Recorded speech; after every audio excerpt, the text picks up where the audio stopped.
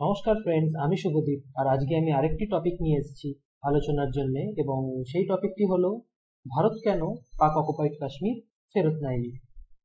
তো প্রথমেই আমরা যেটা দেখে নেব, ভারত 1971 পাকিস্তানকে বাজেভাবে হারিয়েছিল, এবং 71-এ হেরে যাওয়ার পর পাকিস্তানকে একটা বড় অংশ হাতছাড়া করতে হয়, যেটা আজ বাংলাদেশ। এবং 1948 এবং 1999-এও ভারত খুব ভালোভাবেই পাকিস্তানের ওপর যুদ্ধে জয়লাভ করে। কিন্তু এই সবকিছুর পরেও, এত ভালোভাবে জয়ের পরেও, ভারত কিন্তু পাক অকুপাইড কাশ্মীর একবারও তার দিকে ফিরে তাকায় না। এবং তার জন্য আমাদের অতীতে একবার চোখ রাখতে হয়। তো সেখান থেকেই আমরা যেটা দেখতে পাচ্ছি, 1947-এ কাশ্মীর কিন্তু একটি স্বাধীন রাজ্য ছিল। এবং সেই সময় যখন ভারত আর পাকিস্তান স্বাধীন হয়, সেই সময় কাশ্মীরকে জিজ্ঞাসা করা হলে সেখানকার রাজা রাজা হরি সিং এটাই বলেন যে উনি কোনো দেশের সাথেই যেতে চান না, তিনি ইন্ডিপেন্ডেন্ট ছিলেন এবং ইন্ডিপেন্ডেন্ট স্টেট হিসেবেই থাকতে চান। কিন্তু তারপরে যেটা হয়, পাকিস্তান হঠাৎ করে কাশ্মীরে 47 সালের শেষের দিকে একটা অ্যাটাক করে দেন। এবং তার ফলে কি হয়, রাজা হরি সিং ভারতের কাছ থেকে সাহায্য চায় এই পাকিস্তানকে হারানোর জন্য। তো ভারত সেই সময় রাজা হরি সিংকে একটি চুক্তিপত্রে স্বাক্ষর করতে বলে, যেটাতে স্বাক্ষর করলে ভারত এবং কাশ্মীরের একটি অফিসিয়াল মার্জার হয়ে যাবে। তো তার ফলে কি হয়, রাজা হরি সিং শেষমেশ স্বাক্ষর করতে রাজি হয়ে যান, এবং সেই চুক্তিপত্রে স্বাক্ষর করার পরে ভারতের একটি অংশ হিসেবে পরিচিতি লাভ করে এই কাশ্মীর রাজ্যটি। তো তারপরে যথারীতি ভারত সেখানে সৈন্য পাঠায় কাশ্মীরে, এবং পাকিস্তানকে সেখানে তারা প্রতিহত করে। এবং শেষমেশ এটাই হয়, 2/3 কাশ্মীরে ভারতের ক্ষমতা এসে যায়, এবং 1/3 কাশ্মীর থেকে যায় পাকিস্তানের হাতে। ভারতের দলিল বনাম পাকিস্তানের দলিল। তো ভারতের এটাই দলিল ছিল যে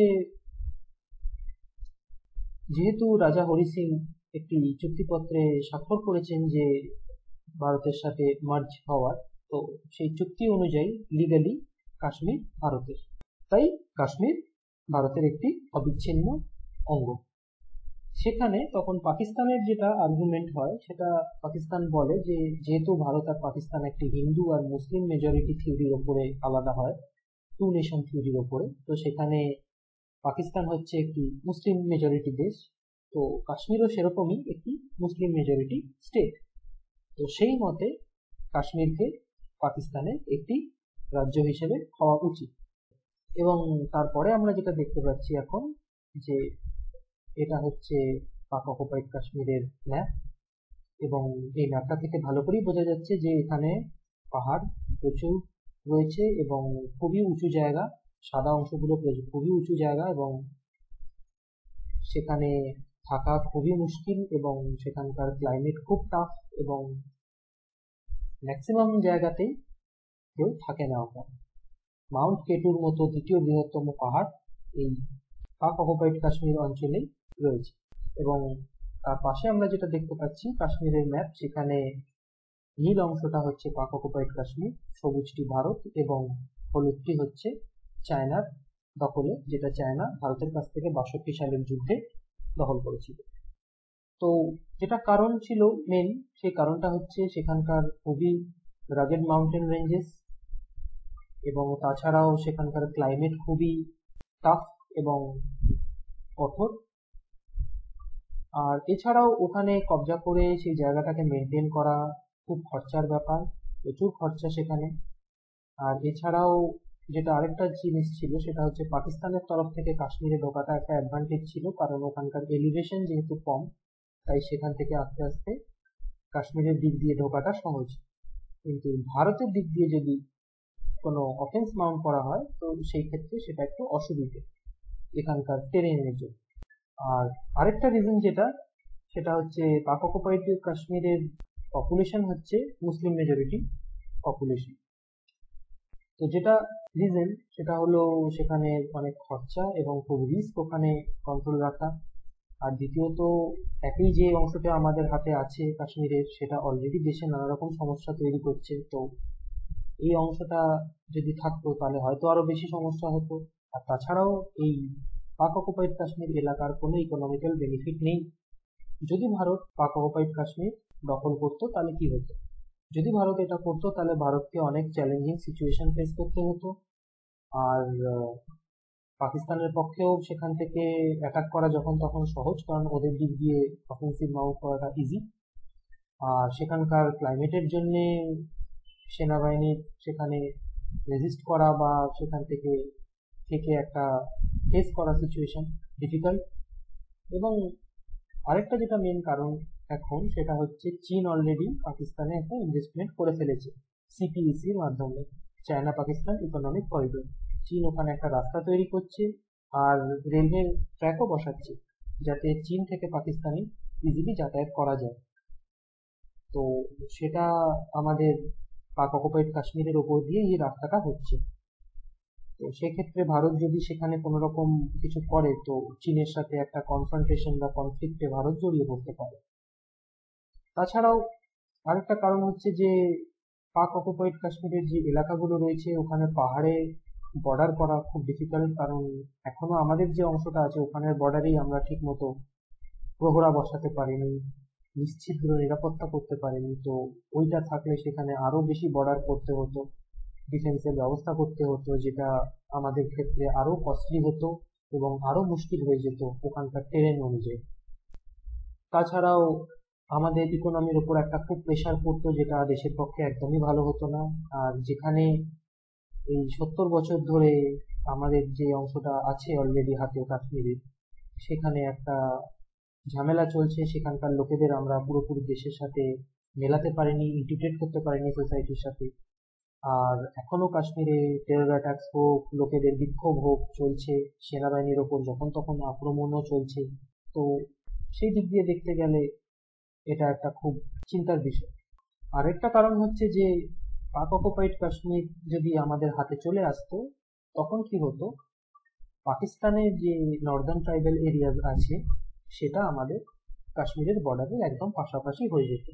আর এই নর্দার্ন ট্রাইবাল এরিয়াজে কিন্তু তালিবান প্রচন্ডভাবে অ্যাক্টিভ, এবং সেখান থেকে নানা রকম তারা জঙ্গি কার্যকলাপ আফগানিস্তান এবং তার পার্শ্ববর্তী এলাকায় করে তারা। তো তার ফলে এটাই হতো, তালিবান পাশাপাশি হয়ে যাওয়াতে একটা ডাইরেক্ট কনফ্রন্টেশনের চান্স ছিল, এবং তালিবানের ভারতে ঢুকে পড়াটাও একটা বড় বিপদ হতো। এবং সেটার জন্যই যেটা হচ্ছে যে পিওকে ভারতে না থাকাই ভারতের পক্ষে ভালো এই মুহূর্তে। আমরা যদি এটা একটা পলিটিক্যাল অ্যাঙ্গেল দেখি, তো পলিটিক্যাল অ্যাঙ্গেল দেখলে আমরা এটাই দেখতে পাই যে 1948-এ যখন ভারত আর পাকিস্তান সামনাসামনি যুদ্ধ করছিল কাশ্মীরের জন্য, তো সেই সময় সেই যুদ্ধে প্রতিনিধিত্ব করছিলেন জেনারেল থিমায়ার। তিনি জওহরলাল নেহরুকে বলেন যে 3 সপ্তাহ সময় দিতে ইউনাইটেড নেশনে যাওয়ার আগে, কিন্তু জওহরলাল নেহরু আমাদের সেই সময়কার মাননীয় প্রধানমন্ত্রী, তিনি কোনো অজ্ঞাত কারণে কথাটি শোনেন না এবং তিনি তাড়াহুড়ো করেই ইউনাইটেড নেশনে চলে যান। তার ফলে এটাই হয় যে ভারত পুরোপুরি কাশ্মীরকে পাকিস্তানের হাত থেকে মুক্ত করতে পারে না, এবং ইউনাইটেড নেশন একটা রেজলিউশন ক্রিয়েট করে বলে দেয় যে যে যেখানেই আছে সেখানেই দাঁড়িয়ে যেতে, আর সেটাকে একটা টেম্পোরারি বর্ডার বানাতে, যতদিন না এটার কোনো ফাইনাল সলিউশন আসে। এবং তার থেকেই এই এলওসি সৃষ্টি হয়, লাইন অফ কন্ট্রোলে, এবং বাকি অংশটা পাকিস্তানের হাতে থেকে যায়, 1/3 অংশ পাকিস্তানের হাতে থেকে যায়। তারপরে যদিও বা ভারতের সাথে পাকিস্তানের অনেকবারই যুদ্ধ হয়েছে, 1965, 1971 আর 1984-এ সিয়াচিন গ্লেশিয়ার ওয়ার। তো সেই সময় ভারত নিতে পারত, কিন্তু এই ইকোনমিক আর স্ট্র্যাটেজিক কারণে ভারত পাক অকুপাইড কাশ্মীর নেয়নি, যদিও বা তারা সিয়াচিন গ্লেশিয়ারটা 1984 সালে খুবই সাকসেসফুলি ওটাকে নিজের হাতে নিয়ে আসে, যেটা স্ট্র্যাটেজিক্যালি এবং ট্যাকটিক্যালি খুবই একটি ইম্পর্টেন্ট পয়েন্ট। তো যদি পাক অকুপাইড কাশ্মীর আমাদের হাতে থাকতো, তাতে কি আমাদের কোনো বেনিফিট ছিল? হ্যাঁ, 1948-এ যদি সেই সময় চলে আসতো হয়তো তখন বেনিফিট হতে পারতো, বাট তারপরে দেখতে গেলে ওখানকার সিচুয়েশন চেঞ্জ হয়ে যায়। তো এখন দেখতে গেলে অবভিয়াসলি না, কারণ লোকজন এখন আর ভারতের পক্ষে কেউ নেই সেরকম। টেররিস্টদের একটা আড্ডা, ওটা রীতিমতো টেররিস্ট ওখানে ট্রেনিং নেয় জঙ্গলে এবং সেখান থেকে ভারতে অ্যাটাক করার ছক কষে। এছাড়াও যদি আমরা দেখি যে ওটার কোনো আমরা টুরিস্ট প্লেস হিসেবে করতে পারতাম কিনা, তো সেটারও উত্তর হচ্ছে না, সেটাও করা মুশকিল ছিল, কারণ ওইখানে সবসময় একটা ভায়োলেন্স আর টেরার সবসময় ওখানে গিয়ে চলে, তো সেই জন্য সেটাও পসিবল ছিল না। সেই জায়গায় ভারত একটা ভালো কাজ করেছিল, সেটা হচ্ছে সেই টাকাটা ওখানে নষ্ট না করে পরের দিকে কি করেছিল ভারত, এই টাকাটা দেশের উন্নয়নের পেছনে খরচা করেছিল যাতে দেশের উন্নতি হয়। তো সেই দিক দিয়ে আমরা যদি দেখি, একটা সমৃদ্ধশালী শান্তি প্রিয় দেশ হওয়া অনেক বেটার একটা বড় দেশ হওয়ার থেকে।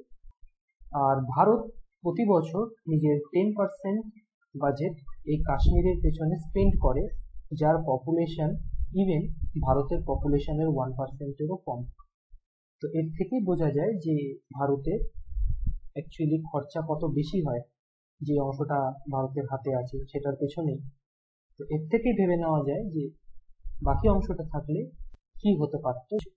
তো শেষমেশ এটাই দেখা যেতে পারে যে এই মুহূর্তে পাক অকুপাইড কাশ্মীর একদমই ভারতের কাছে মূল্যবান কিছু নয়, এবং ভারতের নেওয়ারও এটার কোনো যুক্তিগত কোনো লাভ নেই।